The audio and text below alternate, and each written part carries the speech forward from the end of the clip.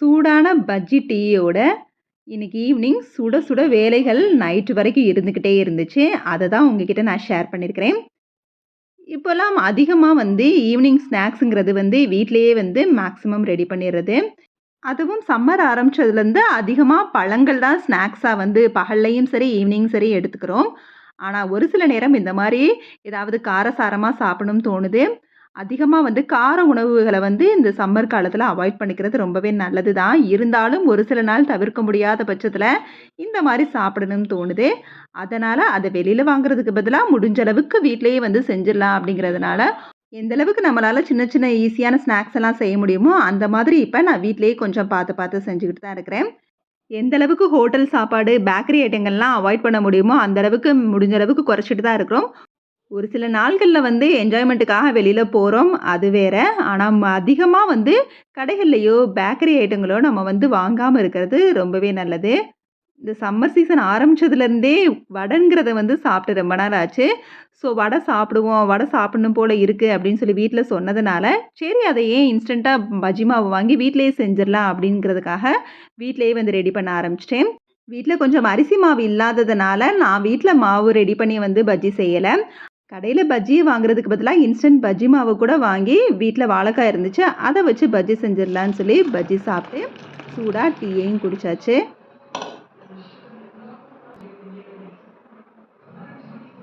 Tea சாப்பிட்டதுக்கு அப்புறமா ஒரு 5:30 போல சப்பாத்திக்கு மாவு ரெடி பண்ணி வச்சிடலாம். நைட்டு டிஃபன் வேணுங்கிறவங்க சாப்பிட்டுக்கலாம். சில நேரம் பஜ்ஜி சாப்பிட்டோம்னா நைட்டு டிஃபனை அவாய்ட் பண்ணிக்குவோம். இருந்தாலும் குழந்தைங்க அப்படி படுக்க முடியாது. ஒரு 2 சப்பாத்தியாவது சாப்பிட்டு படுக்கட்டும்ங்கிறதுக்காக சப்பாத்தி மாவு ரெடி பண்ணி வச்சுட்டேன். 4 மணி போல் பஜ்ஜி சாப்பிட்டதுனால கண்டிப்பாக நைட்டு பசி எடுக்க ஆரம்பிச்சிடும். அதனால் ஒரு 7:30, 8க்கு சப்பாத்தி சாப்பிட்டுக்கலான்னு சொல்லி சப்பாத்தி மாவு ஃபஸ்ட்டு ரெடி பண்ணி வச்சுட்டேன். அதுக்கப்புறமா வீட்டில் கரம் மசால் பொடி தீர்ந்து 1 வீக் ஆச்சு. ஸோ அதனாலேயே எந்த ஒரு குருமா ரெசிபியும் நான் ரெடி பண்ணவே இல்லை. இன்றைக்கி எப்படியாவது அதை ரெடி பண்ணிடலாம் அப்படின்னு சொல்லி கொஞ்சமாக கரம் மசால் பொடி ரெடி பண்ண ஆரம்பிச்சிட்டேன். கொஞ்சம் சேர்த்து ரெடி பண்ணுறதா இருந்தால் இதெல்லாம் நான் வெயிலில் காய வச்சுட்டு அதுக்கப்புறமா தான் இந்த மாதிரி வறுத்து அரைப்பேன். இது அளவாக தான் ரெடி பண்ணி வைக்கிறேன் அப்படிங்கிறதுக்காக நான் இந்த மாதிரி இன்ஸ்டண்ட்டாக உடனே வறுத்து அரைக்க போகிறேன். ஒரு கடாயில் சோம்பு, பட்டை, கிராம்பு, அன்னாச்சிப்பூ, கசகசா, அதோட இந்த ஒரு ஜாதிக்காய் இதெல்லாம் 1 பை 1 போடணும். ஒரு ஜாதிக்காவை இப்படி உடச்சி போடணும். 1 பை 1 போட்டு 2 நிமிஷம் வறுத்து வறுத்து விட்டு அடுத்தடுத்த பொருளை போடணும். அதோட 4 ஏலக்காவையும் தட்டி போட்டு நல்லா ஒரு 2 நிமிஷம் வதக்கி விட்டதுக்கப்புறமா ஒரே ஒரு ஸ்பூன் நெய்யை மட்டும் சுற்றி ஊற்றி அதை நல்லா ஒரு 2 நிமிஷம் வதக்கி விட்டுக்கலாம். எல்லாம் நல்லா சூடினதுக்கப்புறமா கடைசியாக பிரியாணி இலையும் சேர்த்து அதையும் ஒரு 2 நிமிஷம் நல்லா வறுத்து விட்டுக்கலாம். இது எல்லாமே நல்லா சூடினதுக்கப்புறமா அப்படியே ஸ்டவ்வை ஆஃப் பண்ணிடலாம். இப்போ இன்னொரு கடாயில் கல்பாசி சேர்த்து அதையும் ஒரு ஸ்பூன் நெய் விட்டு நல்லா சூடேறுறது வரைக்கும் நல்லா வறுத்து விட்டுக்கலாம். இதுவும் நல்லா சூடேறினதுக்கப்புறமா ஸ்டவ்வை ஆஃப் பண்ணிக்கலாம். ஸ்டவ்வை ஆஃப் பண்ணிவிட்டு இதையும் ஏற்கனவே வறுத்து வச்ச மசாலா ஐட்டங்களோட சேர்த்துக்கலாம். சேர்த்து நல்லா ஆறட்டும். ஆறுனதுக்கப்புறமா நம்ம மிக்ஸர் ஜாரில் சேர்த்து நல்லா ஃபைன் பவுடராக அரைச்சி வச்சுக்கலாம். அரைச்சி வச்ச பவுட்ரு சூடு ஆறுனதுக்கப்புறமா அதை நம்ம யூஸ் பண்ணுற பாத்திரத்தில் மாற்றி வச்சுக்கலாம். இது வீட்டிலையே அரைக்கிறதுனால நேரம் சப்பாத்தி குருமா வைக்கிறதுக்கு 1/2 ஸ்பூன் போட்டாலே போதும். ரொம்பவே வாசமாக இருக்கும், டேஸ்ட்டாகவும் இருக்கும். நீங்களும் இதை ட்ரை பண்ணி பாருங்கள். முடிஞ்ச அளவுக்கு இந்த மாதிரி மசாலா ஐட்டங்கள்லாம் கடைகளில் வாங்க வேணாம். மிளகாய்த்தூள், மல்லித்தூள், மஞ்சள் தூள், பெருங்காயம் இதெல்லாம் நம்ம வீட்டிலேயே ரெடி பண்ணி வச்சுக்கிறது ரொம்பவே நல்லது. முடிஞ்ச அளவுக்கு கடையில் குழம்பு மசால், கரம் மசால்னு எதுவுமே வாங்காமல் வீட்டில் நம்ம ரெடி பண்ணி வச்சிட்டோம்னா உண்மையிலே அது ஒரு வித்தியாசமான டேஸ்ட்டு, சூப்பரான டேஸ்ட்டையும் கொடுக்கும். கடையில் வாங்குறது நம்ம எந்த அளவுக்கு அந்த மசாலா போட்டாலும் அது அந்த அளவுக்கு டேஸ்ட்டையும் கொடுக்காது, வாசமாகவும் இருக்காது. கடையில் வாங்குற கரம் மசால் பார்த்திங்கன்னா ரொம்பவே எவ்வளோ அதை 1 ஸ்பூன் போட்டால் கூட அந்தளவுக்கு டேஸ்ட்டும் வாசமும் இருக்கிற மாதிரி எனக்கு தெரியலை. இப்போ கரம் மசாலா நல்லா அரைச்சி வச்சாச்சு. அது சூடு ஆறுனதுக்கு அப்புறமா தான் யூஸ் பண்ணுற பாத்திரத்தில் நான் கொட்டி வைக்கணும். சப்பாத்திக்கு ஏற்கனவே மாவு ரெடி பண்ணி வச்சாச்சு. இப்போ அதுக்கு குருமா ரெடி பண்ணிடணும். பச்சை பட்டாணி குருமா தான். இந்த பச்சை பட்டாணியெல்லாம் சீசன்லேயே நம்ம நல்லா வாங்கி யூஸ் பண்ணிக்கணும். இது வாங்கி ரொம்ப நாள் ஸ்டோர் பண்ணாலும் 1 மாதம் கூட அந்த பட்டாணி ஃப்ரிட்ஜில் அப்படியே இருக்கும். இந்த பச்சை பட்டாணி குருமாவுக்கு பூண்டு இஞ்சி பேஸ்ட் ரெடி பண்ணணும். நான் பூண்டு இஞ்சி பேஸ்ட் அதிகமாக இன்ஸ்டண்ட்டாக தான் ரெடி பண்ணுவேன்.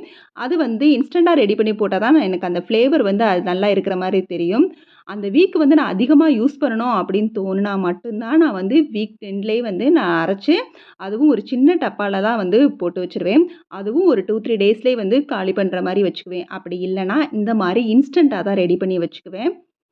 இன்ஸ்டன்ட்டா ரெடி பண்ணா எப்பவுமே வந்து பூண்டு நான் இந்த மாரி தான் தட்டி தான் உரிப்பேன். ரொம்பவே ஈஸியா பீல் பண்ண வரும். பூண்டு, இஞ்சி பேஸ்ட் ரெடி பண்ணதுக்கப்புறமா குருமா ரெடி பண்ண ஸ்டார்ட் பண்ணிட்டேன். ஒரு குக்கர்ல எண்ணெய் ஊத்தி, கடுகுளுந்த பருப்பு, சோம்பு, கருவேப்பில போட்டு நல்லா பொரிஞ்சதுக்கு அப்புறமா கட் பண்ணி வச்சிருக்க பெரிய வெங்காயத்தையும் போட்டு நல்லா வதக்கி விட்டுக்கலாம். பெரிய வெங்காயம் நல்லா வதங்குனதுக்கு அப்புறமா அரைச்சு வச்ச பூண்டு, இஞ்சி பேஸ்ட்ட சேர்த்து நல்லா வாசம் வர வரைக்கும் வதக்கிட்டு, ஒரு தக்காளி பழத்தையும் சேர்த்து நல்லா வதக்கிக்கிடலாம். தக்காளி வதங்குறதுக்குள்ள நம்ம வந்து பூண்டு, இஞ்சி பேஸ்ட்ட அரைச்ச அதே மிக்ஸர் ஜார்ல கொஞ்சமா தேங்காய் போட்டு, தேங்காய் வந்து அரைச்சு வச்சுக்கலாம். இப்ப நல்லா தக்காளி வதங்கிருச்சு. இதுல வந்து நம்ம பச்சை பட்டாணிய சேர்த்து, காரத்துக்கு மிளகாய் தூள், 2 ஸ்பூன் மல்லித்தூள், கொஞ்சமா மஞ்சள் தூள், நம்ம இப்ப அரைச்ச ஃப்ரெஷ் கரம் மசாலா தூள் அதையும் சேர்த்து, தேவையான அளவு உப்பு போட்டு நல்லா வதக்கி விட்டுக்கலாம். மசாலாவோட பச்சை பட்டாணி நல்லா ஒரு 2 நிமிஷம் வரைக்கும் வதங்கட்டும். வதங்குனதுக்கு அப்புறமா நம்ம அரைச்சு வச்ச தேங்காவ வந்து இதோட சேர்த்துக்கலாம். தேங்காய் சேர்த்து குருமாக்கு தேவையான அளவு தண்ணியும் விட்டு, நல்லா கலந்து விட்டுட்டு குக்கர மூடி வச்சுக்கலாம். ரொம்ப குருமா திக்கா வேணும்னா, அளவா தண்ணி விட்டா போதும். இல்ல கொஞ்சம் தண்ணியா வேணும் அப்படின்னா, இன்னும் கொஞ்சம் சேர்த்தே தண்ணி விடலாம். நான் எப்பவுமே குருமா வந்து ரொம்பவே திக்கா தான் வைப்பேன். பார்த்தீங்கனாலே தெரியும்.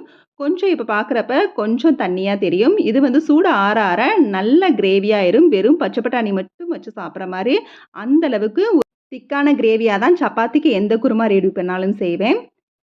அவ்வளோதான் டிஃபன் ரெடி பண்ற வேலையெல்லாம் முடிஞ்சிருச்சு. அடுத்து சூடா 2 சப்பாத்தி போட்டு எடுக்க வேண்டியதான். ஆளுக்கு 2 சப்பாத்தி போட்டு சாப்பிட்டாலே வேலை முடிஞ்சுச்சு. எப்பவுமே நைட் டின்னர் மட்டும் ஒரு 8, 8:15க்குள்ள முடிக்கிற மாரி பார்த்துக்கங்க. கொஞ்சம் கொஞ்சமா அந்த பழக்கத்த உங்க லைஃப் ஸ்டைலா மாத்திருங்க. இப்ப சம்மர் சீசன்ங்கிறதுனால உடம்ப குளிர்ச்சியாவும், பாடிய ஹைட்ரேட்டாவும் வச்சுக்கோங்க. அதுக்கு நெறைய தண்ணி எடுத்துக்கங்க. ஜூஸ், பழங்கள் நெறைய சாப்பிடுங்க. குழந்தைங்களுக்கும் அது குடுங்க. வீக்லி ட்வைஸ் மார்னிங் நெல்லிக்காய் ஜூஸ், வெள்ளரிக்காய் ஜூஸ் இந்த மாரி உடம்புக்கு குளிர்ச்சி தரக்கூடிய ஜூஸ் குடிங்க. டெய்லி முடிஞ்ச அளவுக்கு மோர் எடுத்துக்கங்க. மோர்ல வெந்தயம் கலந்து எடுத்துக்கங்க. அதிகமா கார உணவுகள எடுத்துக்காதீங்க. இதோட இந்த வீடியோ முடியுது. இந்த வீடியோ பிடிச்சிருந்துச்சுன்னா லைக் பண்ணி, ஷேர் பண்ணி, கமெண்ட் பண்ணுங்க. மறக்காம நம்ம சேனல சப்ஸ்கிரைப் பண்ணுங்க. Okay, bye. தேங்க்ஸ் ஃபார் வாட்சிங்.